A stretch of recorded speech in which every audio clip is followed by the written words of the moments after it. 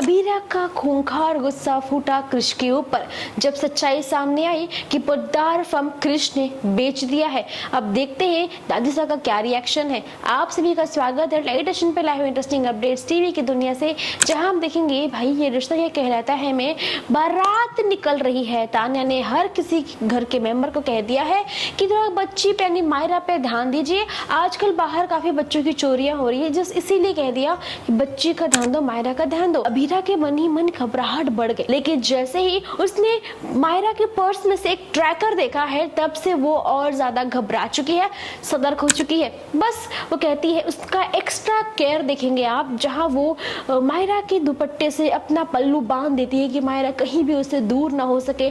धीरे धीरे मतलब पूरे रास्ते जब बारात निकलती है वो परेशान होती है, फिर जब एक बार गट्ठी खुल जाती है फिर घबरा जाती है। वो दोबारा वाले पिन से साड़ी और अपने बेबी अपने मायरा की दुपट्टे को लपेट के पिन मारती है ताकि बच्ची कहीं भी दूर ना हो सके।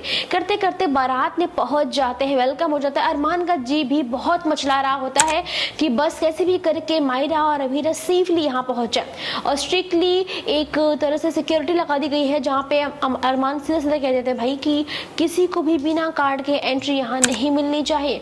लोग समझ जाते हैं ओके सर टेंशन मत लीजिए। जैसे अबीरा और मायरा पहुंचते हैं, सब कुछ वेलकमिंग होती है, सब खुश होते हैं।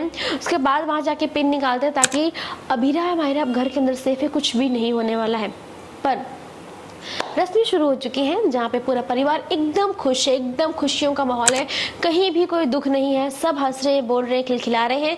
लेकिन देखेंगे आप ये नया चमत्कार कि जैसे ही कृष का कॉल आता है तान्या को, जहाँ मालूम पड़ेगा कि फिलहाल मायरा सेफ है। वजह ये है कि आपको याद होगा कि पिछले एपिसोड में कृष्ण ने पोद्दार फर्म को सिर्फ 5 करोड़ यानी जो प्रॉपर्टी 300 करोड़ की है उसे 5 करोड़ में कृष्ण ने बेच दिया।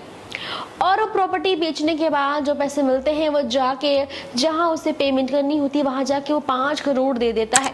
बस जैसे जैसे वो गुंडे अबीरा के पीछे पड़ रहे होते हैं, मायरा के पीछे पड़ रहे होते हैं। वेल इनकी एंट्री हुई ऐसे है कि एक इंसान थे, जब वो आ रहे होते हैं अंदर कार्ड के साथ, उनको धक्का देते हैं, उनका कार्ड उनके हाथ से ले लेते हैं, उन्हें मालूम भी नहीं पड़ता और वही कार्ड दिखा के वो एंट्री करते हैं। यानी एंट्री उनकी हो जाती है, ऑलमोस्ट मायरा किडनैप हो ही जाती। लेकिन वैसे ही उनके बॉस का फोन आता है कि पैसे आ गए हैं, बच्ची को हाथ मत लगाओ। और कृष भी कहते हैं कि अब मायरा को छूना भी मत, मैंने पैसा लाके दे दिए आपको। मायरा सेफ, शादी हो गई, वेल सब कुछ ठीक है, परफेक्ट है।